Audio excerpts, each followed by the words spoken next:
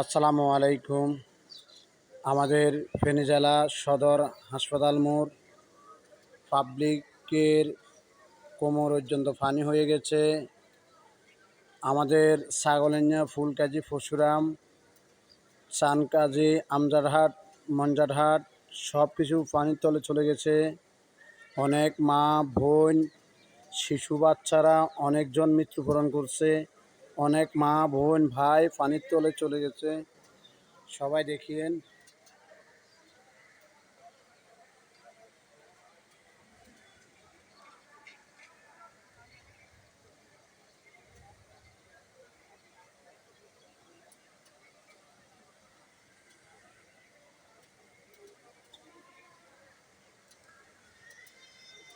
আমাদের ফুলকাজি পরশুরামের ছাগলিয়া লাইনের হাসপাতাল মোড় থেকে যাইতে রাস্তাটা অনেক ডুবানো।